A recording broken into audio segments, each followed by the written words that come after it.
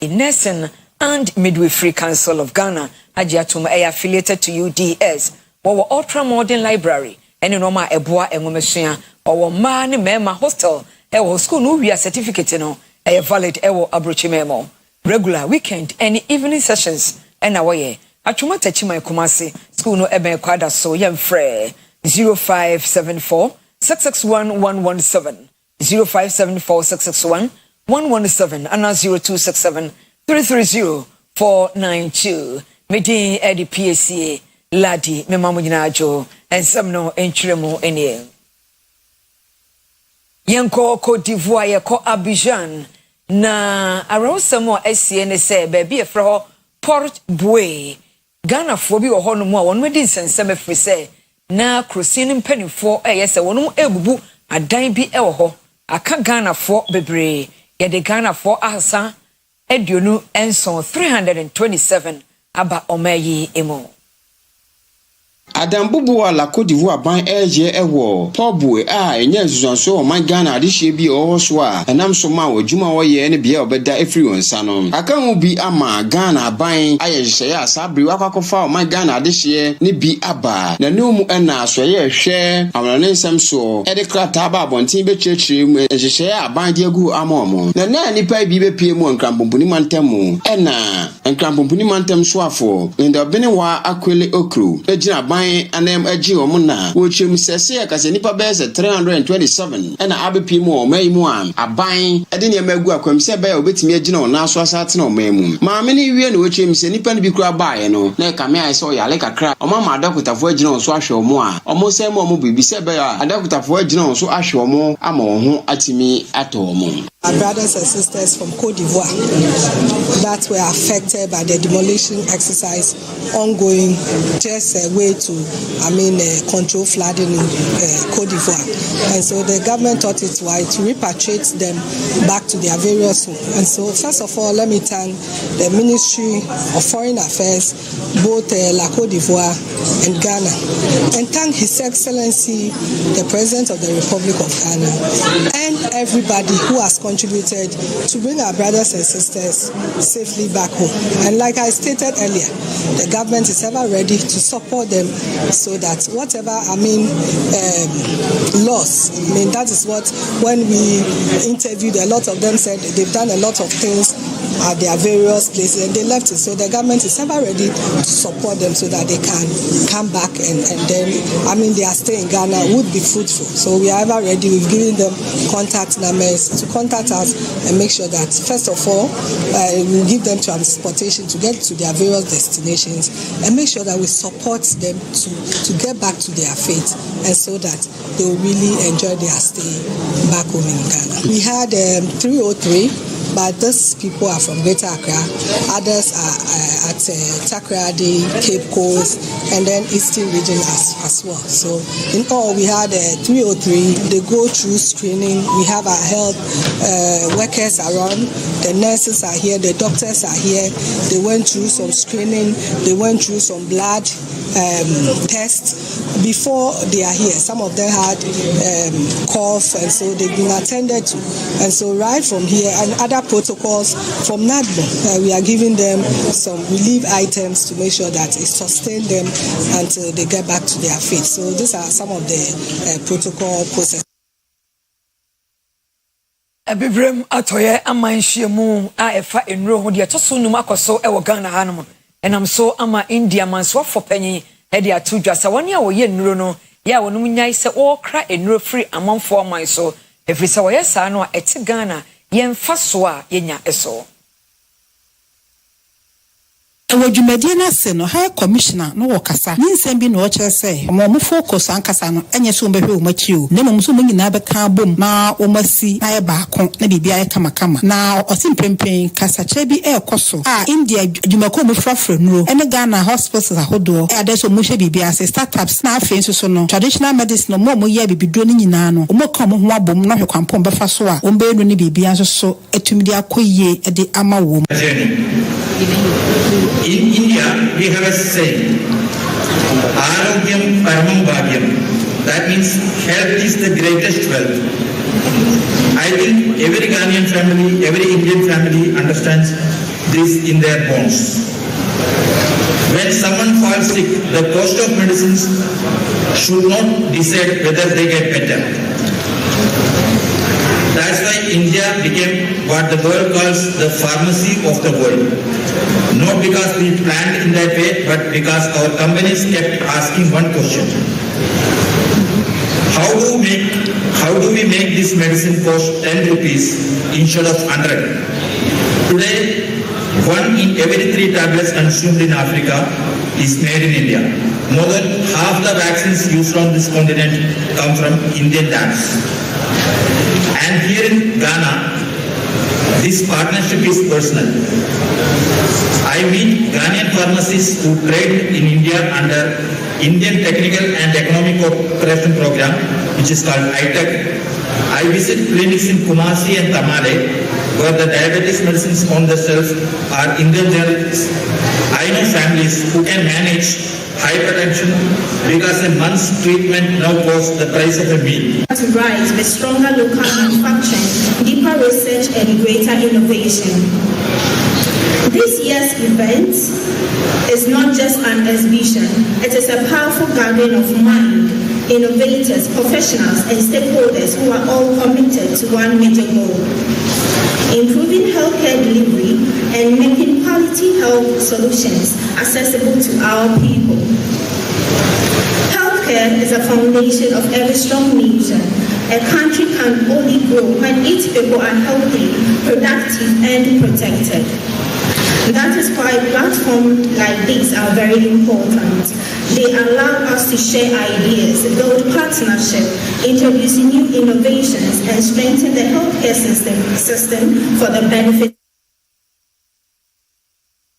Yanko Ghana Mrashe Bedjamu Ofonsi Irebi Mrashe Bedjani any onwanya for kojo upon kroma na wo hwe won mo mokwe economy ensem bedjakua e wo Ghana Mrashe Bedjafia okahobi wo kire se Ghana mabunu dodo no ase ba mu so kuwa sebi won mo mpa enumja omo pa adwuma e na aye ntika satenten no amanyofo entwaso.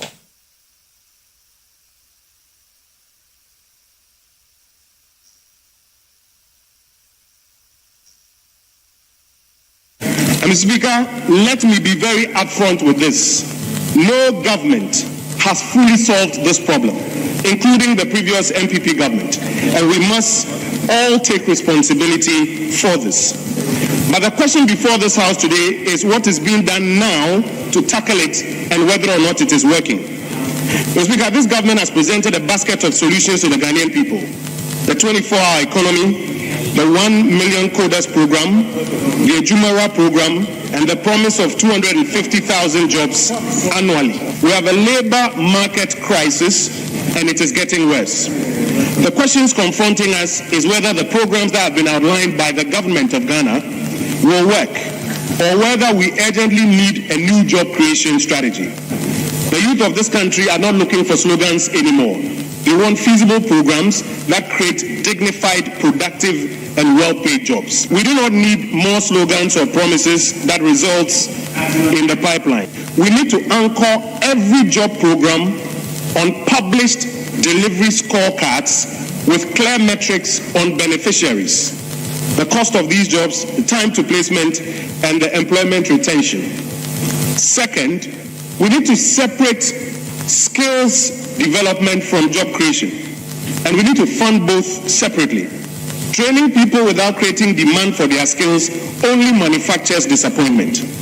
Number 3, Mr. Speaker, we have to shift the funding model from sovereign financing to private-public partnerships.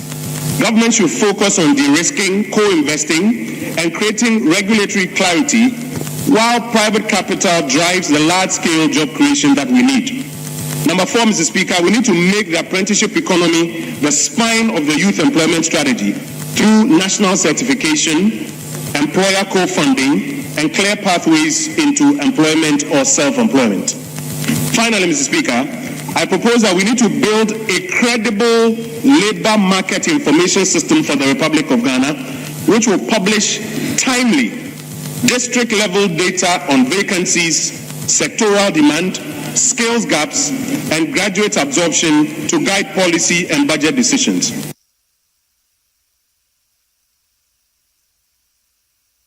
Yanko Papaya Kasiem Yedeko Central Region in Finfi Mantem Kaswa AME Zion Junior High School.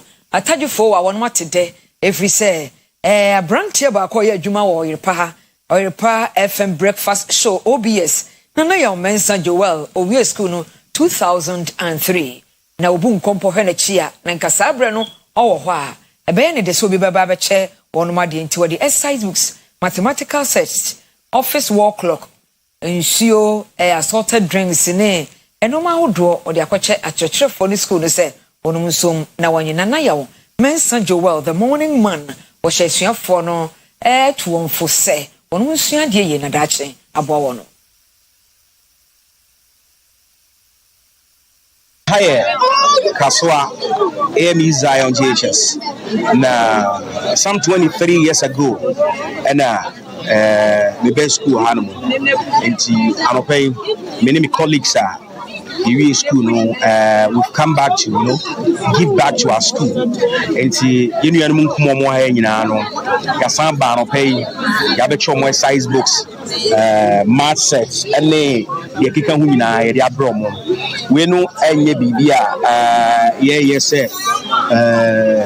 yede etu ye ho anase bibi na mom yabase yabehye yenu anum kuma ne nkran se if we hand ye call ye enti so mo so bo mo ho modern no mo bo mo so a da bi o mo so be call they will come back here and give back to the school. Yes I show mo nkran se de o mo ye no mo nkoso nye o mo yire o mo hu nsua de o mo nso mo nyankopon ye no mo nya adwumaden de we ye bia no se o chokoso o mo abemu mu na odi nyame ka ho a de we ye bia ebe ye za enia na ya mbe watre me hu se odin school ho no what be organizing no year group ni nyana no maba nti ndase no ni pese call man no ye bom pa se be bia o hwere bibia wo no onya no mbo ho no san school ba teachers and students ni na we are very, very happy yam pa boni say ade o maba ye ebe ko ni mu na be ko ya safa na nyina na iya batches o mo ho mo ba hada no almost my best try and no more about channel no be I'm about books I'm about math sets the teacher for us I'm about wall clocks in here. We are very, very happy, and what we are saying is that God should bless them and bless. They did a great job because we've seen that as they came here, we've seen that they've become big and great men and women. So all we have to do is to be like them, be serious, and they've also given us advices which we can learn from them. So thank you. Nanaya Mensa Joel Nini 2003 year group.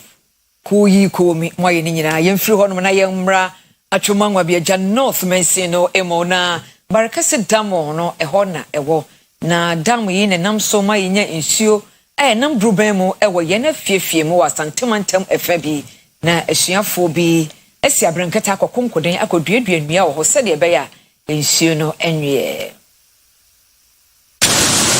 ene wo ba santemantam ha ensuo ba ko aboa ma ye daada setenam no koye aye barakase down empempie no obete ese down yi yatum ye ho adwuma na matimamofo no ensuo no mu di have say se ensuo ni fia abrabo entimi enkoyi nanso ene ensuo tibia wo no ene efoma gudi enipa ne bi etruo ene ensase eda ensuo ho a amanfo age etwa mu nnua empo yeye enfu ahodo no ama ensuo na ho ode no eti Dr. Hansen Mensa Akuti, one regional production manager of Ashanti region, Ghana Water.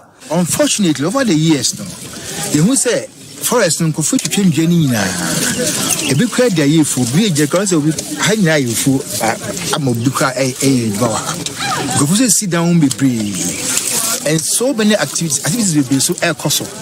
And they who say young kaya home tem I'm a boho baya. Remember forest in Yabagira. In Sulu cry, Edna forest in cry, baby, I may be a queen hole. And since you know her, Galata company so in your home.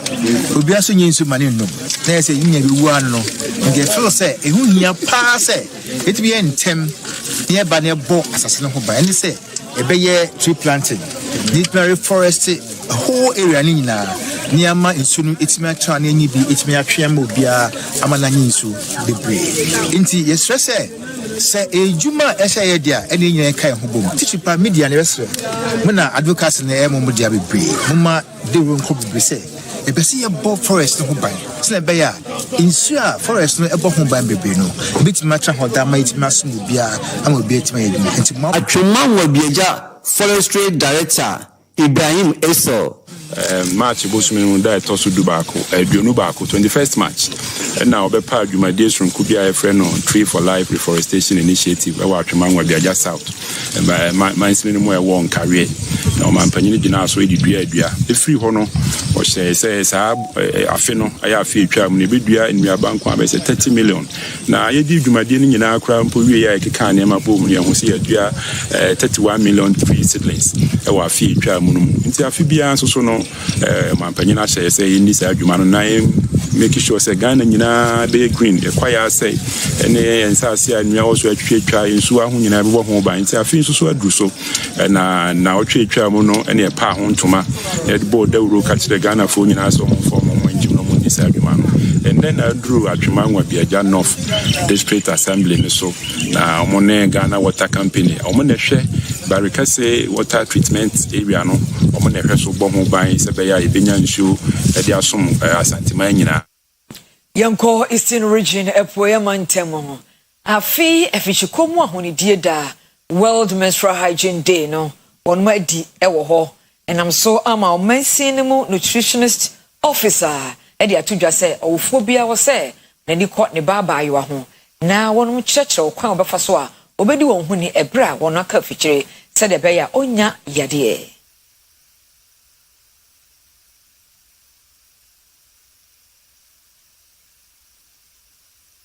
Menstrual hygiene idea in my name say it's part of every woman and as a reproductive child beer and as a baby obinisa also to me when we no any swabia say e be ma mo timi aye ni yi na o how be a woman bia e to me action ho afim da dia being dia menstruation and everywhere because see to me na obijiara your Bible bia na way ministry say e dey part of their life in say omutimi ebi omutimi we ma so mission say we asna konanim entity na yi so etam men to magoni ade no e fiko na me adom aban no tumi aboa ma part no etumi aye part of every school bia wo batem ha na din Ghana na school bia wo ina kakra metumi aboa but then yes as part of it be how wo the pastor betting ama ye bi ma yetumi de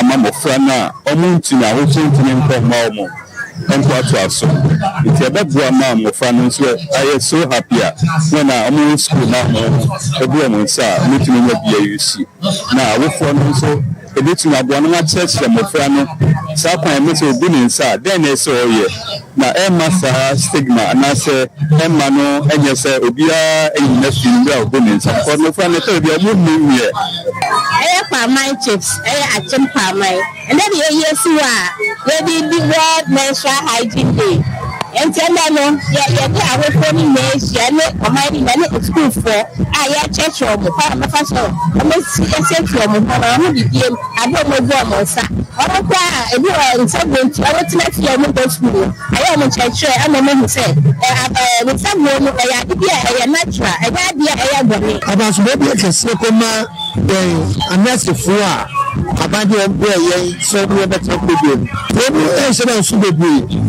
na so anase fu no modern bo o be mo o ka abua go ni ti asefu o che se nurse bi ma no obi o ko so ntie e mo wo bi a wo tu wo so se be nurse o jare obi a apomudi eboko soro kwa bibe ebe na ko maso papa enti weti bi fa apomudi wa eni we ni ho kwa we tuye ama yakọ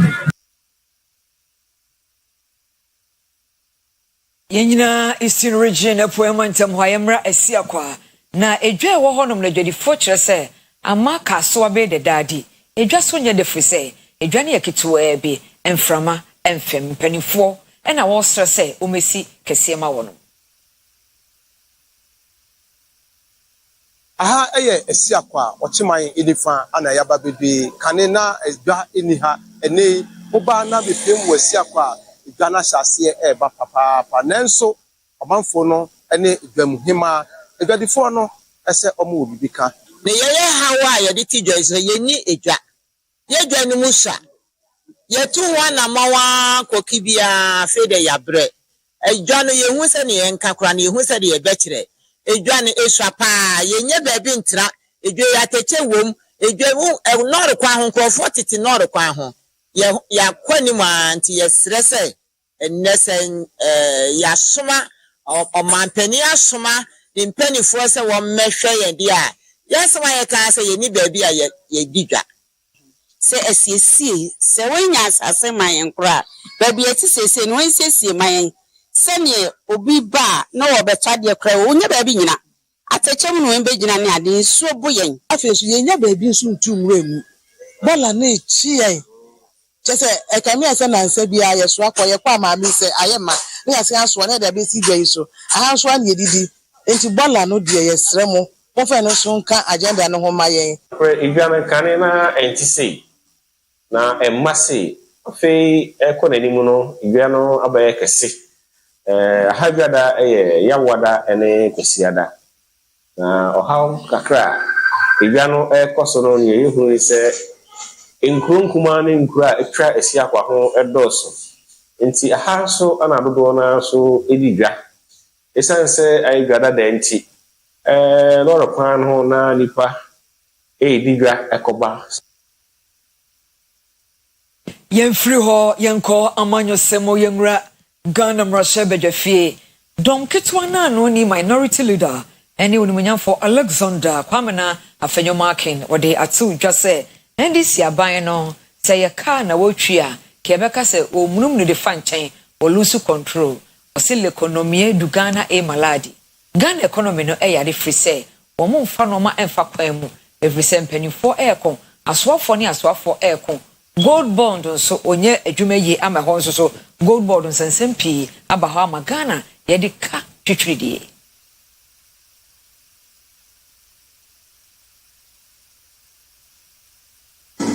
gold board, Mr. Speaker, gold board.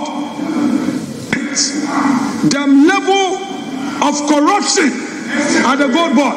Mr. Speaker, we know how come you buy gold at a discount and sell at a market price. When the minority sounded the alarm bell, they said that we were just doing politics. Now, when we raised it in December, they quickly organized an emergency joint board meeting between BOG and the gold board and reduce the fees from 15% to 9%. When the minority raised the motion on this House floor, with the majority using numbers to defeat it, they now again reduce it to 5%. Then now they say they want to cover it with a budget. Mr. Speaker, this government must account for all the losses. The IMF is estimating that we have almost about 9 billion in losses as a result of these gold board transactions with BOG. Mr. Speaker, the Agric Ministry and the Finance Ministry are at war. Mr. Speaker, whereas one ministry is saying funds have been released, the other ministry says that no. This is a government that has lost control. It cannot even take care of its 189 in this chamber. Mr. Speaker, the NDC majority is a majority on paper. The MPs, the backbenchers of its side, Mr. Speaker, cannot even receive the necessary support for their constituents. Just 1.5 years. You are thinking about succession plan. Mr. Speaker, one side of the government is talking as Yedun Katia. Another side is talking about some people. The Greek minister wants to be a president. Some ministers want to be president. Meanwhile, the 4 years they gave you, you've not demonstrated your ability to govern and govern well. The people of Volta region, they are waiting for their share of development. The people of Central region, they are waiting for their share of development. Mr. Speaker, the MPs who are on the majority side, we are not talking about ourselves. We know when we share, you will give us.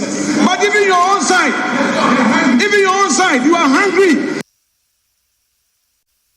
Nanasi ya ena deputy majority leader dom kase na no nia be de akiro ni monyafo Ricket Kwaku Hagan ebeka se ba gaskiya ba asem a mo ka no de kamuni wi a nkanya ne se ya NDC fo betu fi se ya ba ye no na economy no MPP fo ma se no dada.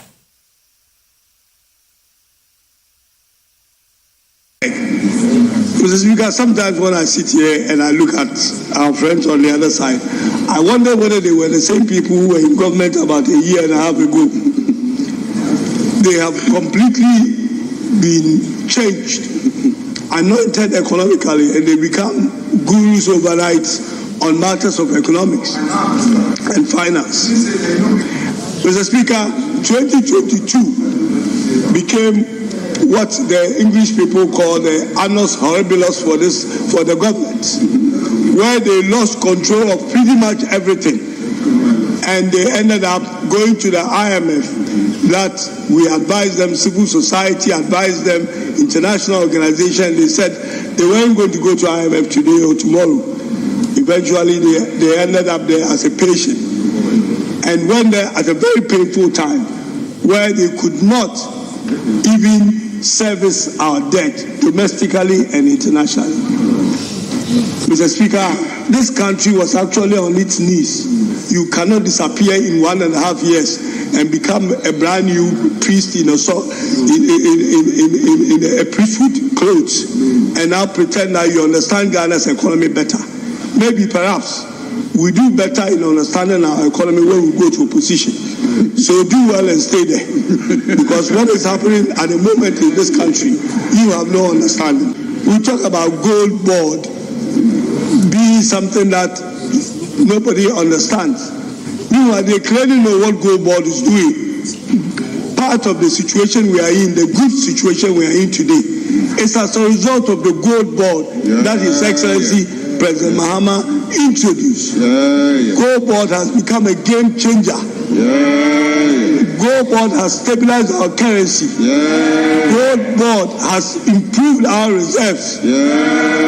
Gold board is what has made Ghana's economy as good as it is today.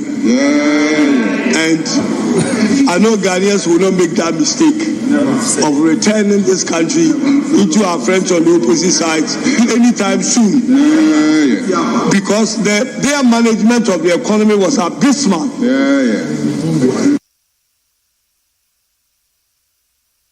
Yes, Sagie no na Yamra Santimantem Apomden Ensemo. Konfonochi Teaching Hospital, Penimpa Chief Executive Officer Maker say Yachino Asensen, and I'm so ama Ashanti Regional Chairman, Emma Ghana Registered Nurses and Midwifery Association, Wamudjem Training Lawyer Jones, a free Anto, Eddie Atuja say Ghana Pomden, a swap a name, a year Australia, a Pomden, and some soya a catchia, a share a Pomden, Juma Yesono, or more encamum Yabako, na suspension, a try papaya senseno, when you feel na onyene Juma. Wodi Saturday at the Kaima me Florence Nightingale. One and none so a man nursing Jumekuo no eberiase. Nenomu ena dwemtenani at the man Ghana Registered Nurses and Midwife Association. Okasa ena watcher sem. Chia yache Dr. Pakwesi Bedu Asensen no sempenimfo ada. Omonche sa dwumedie ni nyina emrewe sanse. Satirimu pa eba abonten na nam ono nko aso. Nemum doctors and nurses omo konfo anochi nyina. Ene tena se omo ya na san krantano eba abonten ya call lunch national one work driver basa region bi aso ye ne de ene na ye Asante region e na asema na ye ka ho asema ye ndwene ho ne se nursing training akosoro nhwemu a kire se nursing ni a nwuma wosoro ohwe wa aboa yare pa chen wo de compare ye nwuma ne nduru ho no wa eno nti na ye koso a kire se nka ban emma kwan na certificate program and diploma programs ni na ye ntwa so na nursing training colleges ni na wo capacity a wo betima training graduate nurses and midwives na ye mfa wo mubra mia etoso mienu so ne se so training nurse ni wie na ma ne tena fie afi mfi mienu na onye adwuma na skills okokosu ya no kra na eko eno nti na ye sraban so se nursing training for our maybe that 2021 by 2020 batch the last one we in our field a man pem panso nanka em for mu nyina na omo koye say be omo skills omo kusua one day no omo lose and strike a course wa na your members e wo no e ka ho the yesre aban minister na say dedican suspension no a odema chief executive officer no yesre no ha ontwen samaye if recess some na ko baaye no na ye chief executive officer na nko adwene na ye nurse for ne doctors e wo emergency room ho nyina na omo fa adwene a e wo krata mu a ewiase nyina ye a no pan na ese ye na e ma omo stop ye omo anye no kwa omo ne regional health director bi mpeni for wa santere nyina na adwene ho a omo ye enu nti no obi aho ankyere no e wo zaade no nti yesre ne say suspension no onyai na omfa nkyere Enumu na chairman editu twa say ye asopete ennan bi e wasantemantam a yesi a yenwie kebeya abanu fa emra wie ye se de beya Comfort no teaching hospital pressure ebeda wono so no ebeba form Lawyer Jones free anto our James Nani Edema Ghana Registered Nurses and Midwife Association e wasantemantam ha okasa no de adesrema mpanimfo sada Roman hospitals and naya e wasantemantam ha bia adru no mpanimfo e ma wani kwaso betimi awie na aboa man ohawa wodo e da Comfort no chenko aso sanse no na ye hospital kese wasantemantam ha no ebetimi abras no adaroma ba bia sika wo bia onhwehwe na wonfa nwie se na ebeye beboa ma yaresa ho nsem so atimi agina brane e clear say amanyofo no betima ka de oboka bia ba no kure wo mu ni say Ghana akoye tefra bia say a party for the new NDC ni MPP no Asante Region Hospitals no obi anya opportunity say enkobe bibi na waanye ti yempese omode mu politics no ebem na yen asapom din adwuma ye for de hia ye wo mu pa ne say epoyempo aba wo so sisia nanke hospital akase 9 bi a ye hunu say aben say aben yi de ke be bia sika wo bia aban ko pe na odwie mayen ye di kan ye Afari military hospital the toso ye say we military hospital ofori krum de wo kokomen na trade hospital no eno de nyina ye de ni hwa e hunu say aben pa say bitimi ege sa de ne koso a eboa ohwe wo konkran bo 37 Bohu Rich Hospital, no Kolego, no University of Ghana Medical Center. Near Drew saw your friend special report. A young kratos from Kwaye to Edia Baneye Asembisa. Ye bisasa ye bema oba wosi kawasha da sopa obetimi aware no yokoba nana ekwe free akodi ho dwuma. Nkane na nanka ye ware wo baabi a woti fie se be ma be ye adwuma abehwe no nanso ene ya sesan ma ne nyina ebo won ho so Oyerepa special report ye bisa se be ma wa ye wadwen se obe ware oba wo ware ndi eba ne nsem na wonya na madwuma wo ye no edo so se wo be ma de wunya sa wo ba no be ware na ana because first one omume embaso gronso tama pore mame me so ade me pe menya nkada bia ba do ba sika do ba chechene ho akire me Indian yes, I didn't meet me. Meanwhile, no, there's any program. Or don't say no here. And yes, can I mean, man, say one, it doesn't matter. I need to understand so much more here. That's all. So, Domedia, but me when I say, Metastinas or Dobia and Mudia, do I see can interview about also? I have so control. As I answered there, Bema dear, said that you are the Bema. Bema sees so much on ham. Bema was on our way there, Ubru Muja, and I share Busia. To Obano, a man be bro, Ghana, Mazo Ibe, say 100%, about 90% no. So, yes, Castle Bemana, na said there as a bow our Remuno, do a Riana to see. Because of this beer, on your scary, and Ghana, man be bro, no more scabat to our back community, but no Nikunu. Because of this and Sikano, how when you die, and no one.